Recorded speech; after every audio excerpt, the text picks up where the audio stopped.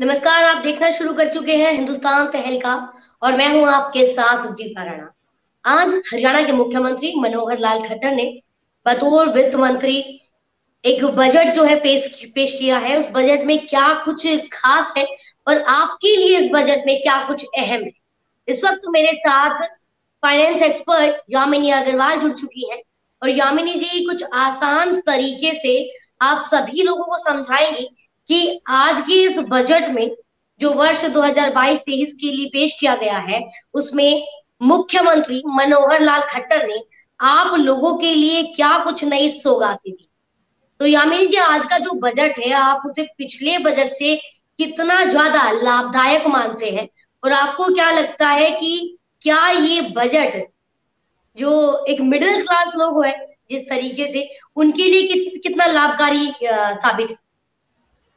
जी देखिए, बजट हर एक समाज के सभी वर्गों को ध्यान में रखते हुए बनाया गया है। इसमें कोशिश की गई है कि महिलाएं, कृषि से जुड़े हुए फार्मर्स और जो है मध्य वर्ग के जो लोग हैं, जो शिक्षा, स्वास्थ्य और कम आय के जो लोग हैं, जो आयुष्मान भारत से जुड़े हुए हैं या और चीज़ों से जुड़े हुए हैं, उन सभी तक फायदा पहुंचाया जाए। कोशिश ये की गई है कि विकास को जो है आगे रखते हुए सभी वर्गों का विकास किया जाए, जो है आवंटन करते हुए सभी क्षेत्रों में। अगर आप देखें तो सबसे पहले शुरुआत जो की गई थी बजट में वो एसडीजी गोल्स के साथ की गई थी, जिसमें कोशिश की गई थी कि एसडीजी गोल्स को प्राप्त किया जाए और उन्हीं के अनुरूप जो है आवंटन किया जाए। कोशिश ये भी की गई थी कि 5 शक्तियों की बात की जाए, चाहे वो इंफ्रास्ट्रक्चर डेवलपमेंट की बात हो, जिसमें परिवार पहचान पत्र में की बात की गई हो, प्रॉपर्टी आईडी और परिवार पहचान पत्र की बात की गई हो, जाति प्रमाण पत्र की बात की गई हो, अन्नदाता गरीब उत्थान योजना की बात की गई हो, जिसके अंदर सामाजिक सुरक्षा की बात की गई हो, लोन्स प्रोवाइड करने की बात की गई हो, सुरक्षा बीमा योजना की बात की गई हो, सकल विकास की बात की गई, जहां पे वित्तीय पोषण की बात की गई हो, जिससे निजी क्षेत्रों को भी जोड़ करके कोशिश की गई। एक बहुत जरूरी बात जो उन्होंने कही वो सहभोग्यता की बात की, जिसके अंदर जो निजी क्षेत्र है और जो सरकारी क्षेत्र है वो शिक्षा, स्वास्थ्य के माध्यम से जुड़े एक साथ। अगर आप देखें तो इस बजट में और बहुत सारी चीजें इनोवेटिवली प्रोवाइड की गई हैं। जैसे अगर हम बात करें, मेडिकल चेकअप देना 2 साल में एक बार मुफ्त, 2,50,000 बच्चों का मेडिकल चेकअप कराना। कोशिश ये भी की गई है कि जो सरकारी स्कूल है उसमें लीडरशिप के प्रोग्राम्स ऑफर करना जो शिक्षण गण हैं, ताकि वहां पे क्वालिटी ऑफ एजुकेशन इंप्रूव की जा सके। कोशिश ये भी की गई है नए नए मेडिकल कॉलेजेस की हर जिले में एक मेडिकल कॉलेज हो, पंचायत के द्वारा बिल्कुल। जिलों में और भी चीजें तक पहुंचाई जा सके। तो बहुत ही इनोवेटिव जी। तरीके से हर जन तक पहुंचने की कोशिश की गई है। जी यामिनी जी, तो ये 1,77,255.99 करोड़ रुपए का जो ये बजट है ये पेश किया गया है और ये बताया गया है कि पिछले बजट की अपेक्षा अगर देखा जाए तो 15.6% ये ज्यादा जो है इस बार पेश किया गया है बजट। और जिस तरीके से यामिनी अग्रवाल ने बताया कि मेडिकल कॉलेज पर इस बार बहुत जोर दिया गया है और आज अंतर्राष्ट्रीय महिला दिवस है। तो अंतर्राष्ट्रीय महिला दिवस के उपलक्ष्य में भी महिलाओं के लिए भी काफी सौगातें जो है दी गई है। जिस तरीके से मैं बताना चाहूंगी, यामिनी भी अभी बता रही थी, भिवानी में महिला कॉलेज की स्थापना की जाएगी, सोनीपत में महिला कॉलेज बनेगा और इसके अलावा भी जो महिलाएं हैं जो राष्ट्रीय अंतर्राष्ट्रीय स्तर पर बेहतर काम करती है उन्हें पुरस्कार भी अब दिए जाएंगे। और आज श्रीमती सुषमा स्वराज को याद करते हुए भी मुख्यमंत्री मनोहर लाल खट्टर ने उनका जिक्र किया और साथ ही ये भी कहा कि राज्य स्तरीय सुषमा स्वराज पुरस्कार का ऐलान भी किया है। तो ये बहुत बड़ी बात है, महिलाओं के लिए एक पुरस्कार जो है वो सौगात नहीं दी गई है। जो महिलाएं राष्ट्रीय अंतर्राष्ट्रीय स्तर पर काम कर रही हैं और नाम रोशन कर रही है। बाकी अगर हम शिक्षा चिकित्सा को लेकर इस वक्त विश्लेषण करें यामिनी जी, तो शिक्षा चिकित्सा को बेहतर करने के लिए क्या कुछ नई सौगातें दी गई है, कितना बजट पेश किया गया है शिक्षा चिकित्सा के विभाग में? जी देखिए, बजट की जहाँ तक बात करें, वहाँ पे बजट में काफ़ी हद तक आवंटन किया गया है। जिस आवंटन को अगर हम खास तौर पे देखें तो मेडिकल कॉलेजेस को शुरुआत करने की कोशिश की गई है। कोशिश ये भी की गई है कि नए-नए अस्पताल और दर्ज शुरू किए जाएँ। टेली कंसल्टेशन भी शुरू की जाए। कोशिश ये भी की गई है कि जो ओवरऑल मेडिकल की स्थिति है, उसमें इम्प्रूवमेंट आए। जिस तरीके से लोगों तक स्वास्थ्य पहुंचे, चाहे वो चिकित्सा पहुंचाने की बात की गई हो, जैसे पुलिस कर्मियों से लेकर के स्टूडेंट तक जो है ये चिकित्सा जो मेडिकल चेकअप है वो मुफ्त में किया जाए। जो परिवारजन अगर आप खास तौर पे देखें तो आयुष्मान भारत की जो योजना है उसको बढ़ावा दिया गया है और उसका जो दायरा है उसे बढ़ाया गया है। जो 1,80,000 से कम आय के लोग हैं उन तक वो आयुष्मान भारत की योजनाओं को कोशिश किया गया है पहुंचाया जाए। हाँ, कोशिश ये भी किया गया है कि जो क्लेम सेटलमेंट पॉलिसी है उसी माध्यम में आयुष्मान भारत में उन हॉस्पिटल्स को 15 दिन के अंदर अंदर पहुंचाई जाए। तो ये सभी चीजें जो है एक तरह से बढ़ावा देती हैं मेडिकल स्वास्थ्य की जो है चीजों को, और कोशिश की जा रही है लोगों को ज्यादा से ज्यादा उसमें जोड़ा जा सके और हर वर्ग को जोड़ा जा सके। खासतौर से स्टूडेंट, एक चीज है स्टूडेंट मैपिंग कि जो परिवार पहचान पत्र है उसके साथ जो स्टूडेंट का चिकित्सा का जो मेडिकल रिकॉर्ड होगा वो हर साल मेंटेन किया जाएगा, ताकि अगर उन्हें कोई मुश्किल आती है स्वास्थ्य में वो पहले से डिटेक्ट की जा सके और उसका फायदा जो है उन तक चिकित्सा पहुंचाई जा सके और उसका फायदा उन तक पहुंचे। जी बिल्कुल, जिस तरीके से यामिनी अभी हमें बता रही है कि क्या कुछ जो आज बजट में पेश किया है वो आपके लिए कितना लाभदायक है, तो मैं यही कहना चाहूंगी जो दर्शक इस वक्त हमें देख रहे हैं ज्यादा से ज्यादा शेयर कीजिए। गौरव सिंह राजपूत जुड़ चुके हैं, बाकी और तमाम दर्शक हमारे साथ जुड़ रहे हैं। यामिनी जी, अगर मैं बात करूं बुनियादी सुविधाओं की, तो बुनियादी सुविधाओं को इस बजट में किस तरीके से लिया गया है? क्योंकि ये जो बजट है, मुख्यमंत्री मनोहर लाल खट्टर का कहना है कि ये नए हरियाणा का बजट है, नया हरियाणा विकसित हो, विकास का बजट है। और सबसे ज्यादा अगर जोर दिया गया है तो आत्मनिर्भर हरियाणा के ऊपर। तो बुनियादी सुविधाओं को इस बजट में आप किस तरीके से देखते हैं?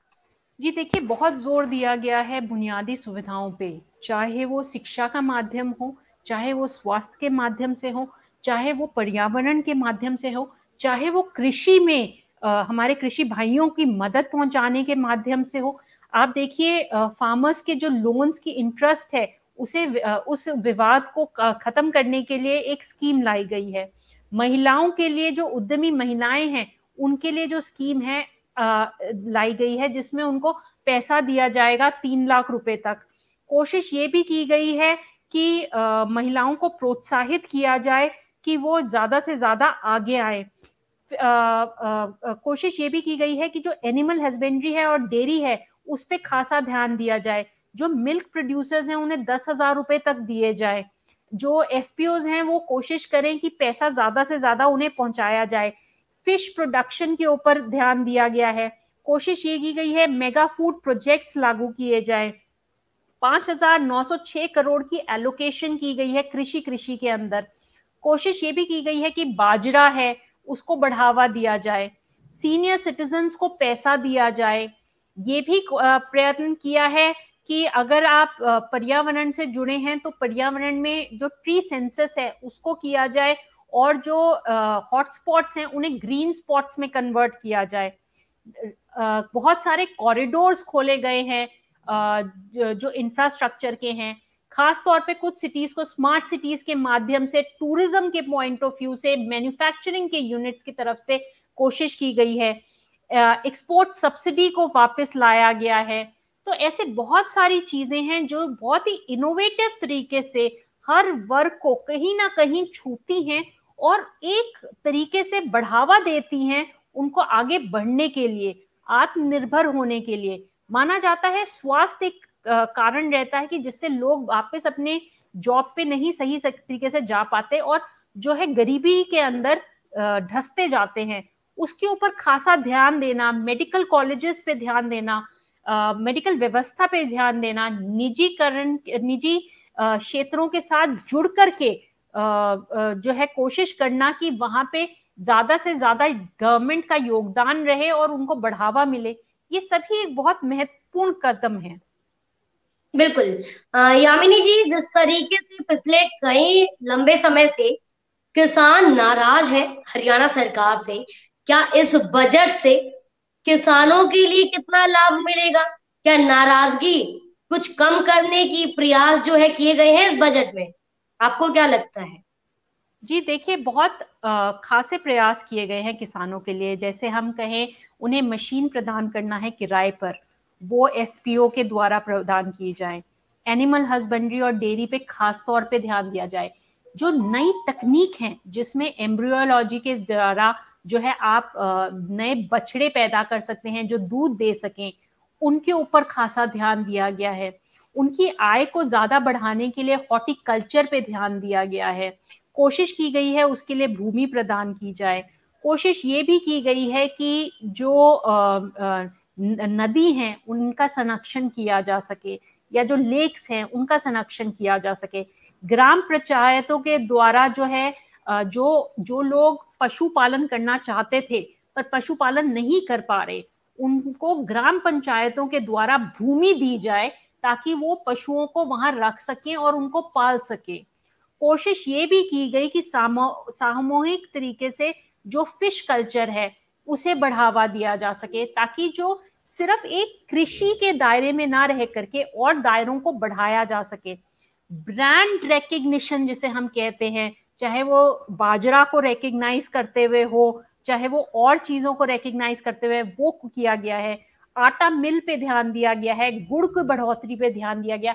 ऐसी बड़ी छोटी छोटी चीजों को ध्यान में रखते हुए उनको बढ़ावा देने के लिए प्रयत्न किए गए हैं, जो मेरे ख्याल से हर कृषि वर्ग को फायदा पहुंचाएंगे। और एक खास तौर पे जो हमेशा देखा गया है कि इंडस्ट्रियलिस्ट को तो आप वेवर दे देते हैं लोन्स के लिए और उनके लिए मध्यस्थता भी दे देते हैं, पर फार्मर्स के लिए ऐसी योजनाएं नहीं आती जहां पे मध्यस्थता हो और उनको उनका ब्याज दर माफ कर दिया जाए, सिर्फ लोन चुका दे तो वो काफी रहे। ऐसी एक योजना लाना अपने आप में सिर्फ कृषि के लिए नहीं, कृषि भाइयों के लिए एक सम्मान की बात है कि उनको जो है माना जा रहा है कि उनको भी ध्यान दिया जाएगा और अगर वो नहीं दे पा रहे हैं तो उनका एक निवारण किया जाएगा। कोशिश यही की गई है कि ओवरऑल जो है जो जरूरतें हैं कृषि की उन्हें पूरा किया जा सके। बाकी जो जरूरतें हैं वो कोशिश की गई है कि आईटी, डिजिटल, ड्रोन्स के माध्यम से या डिजिटल कृषि के माध्यम से उन्हें जो है प्रदान की जाए, ताकि वो ज्यादा बढ़ोतरी से जो है उत्पादन कर सके और सिर्फ देश में ही नहीं, बाहर के देशों में भी अपना जो है वो जो सामान है वो बेच सके।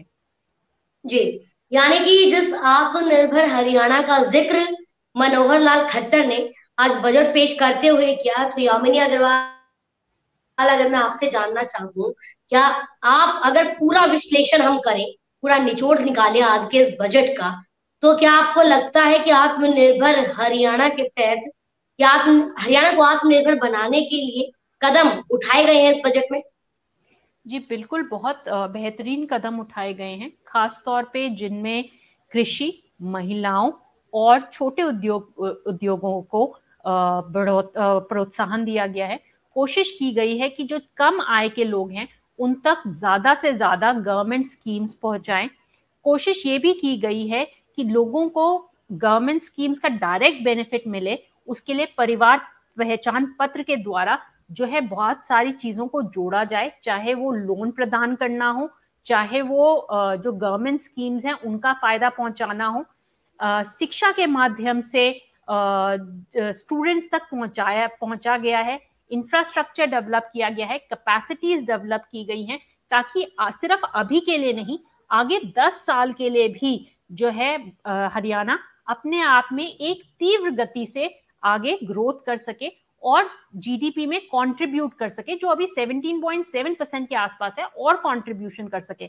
इसके साथ साथ ये भी ध्यान दिया गया है कि जो कर है उसे ना बढ़ाया जाए, लेकिन जो फिस्कल डेफिसिट है सरकार का वो 2.29% में, जो 15वें वित्तीय कमीशन के हिसाब से रिक्वायरमेंट है, वो भी पूरी की जाए। तो बहुत सारे कदम उठाए गए हैं, छोटे छोटे पर बहुत जरूरी कदम, ताकि लोगों तक जो है सरकारी मदद पहुंचे और उन्हें उसका फायदा पहुंचे। जी, तो ये हमारे साथ फाइनेंशियल एक्सपर्ट यामिनी अग्रवाल जुड़ी हुई है, जिन्होंने तमाम जानकारी हमारे दर्शकों तक पहुंचाई, और किस तरीके से आसान भाषा में, क्योंकि देखिए यामिनी जी, जो बजट पेश किया जाता है वो अमूमन जो कॉमन लोग हैं, आम आदमी, आम इंसान है, वो नहीं समझ पाते हैं। तो इसीलिए हमें यामिनी जी की मदद ली, ताकि जो हमारे दर्शक है वो आज के इस बजट को, हरियाणा बजट को भली भांति समझ पाए और ये जान पाए कि आज के इस बजट में उनके लिए कितना सहायता दी गई है उन्हें, क्या हरियाणा को आत्मनिर्भर बनाने के लिए कदम उठाए गए हैं, क्या कृषि विभाग के लिए कदम उठाए गए हैं, क्या कमजोर वर्ग के लिए कदम उठाए गए हैं। जैसे ही इस बजट का हम और विश्लेषण करेंगे, हम दोबारा आपके सामने हाजिर होंगे। फिलहाल के लिए शुक्रिया यामिनी जी, बहुत बहुत शुक्रिया, आप हमारे साथ जुड़े और तमाम जानकारी आपने हमारे दर्शकों तक पहुंचाई। तो इस वक्त मेरे साथ यामिनी अग्रवाल जुड़ी हुई थी, जिन्होंने तमाम जानकारी आप सभी तक पहुंचाई। लेकिन कुछ देर बाद मैं फिर आपके सामने लाइव हाजिर होकर आपको बताऊंगी कि किस राज्य के लिए क्या नई सौगात दी गई है, किस शहर के लिए क्या नई सौगात दी गई है, और किस वर्ग को कितनी मदद हरियाणा के इस नए बजट से मिलने वाली है। तो आप जुड़े रहिएगा हिंदुस्तान तहलका के साथ। इस वीडियो को जितना हो सके शेयर कर दीजिए, और तमाम खबरों के लिए इसी तरीके से देखते रहिए हिंदुस्तान तहलका। नमस्कार।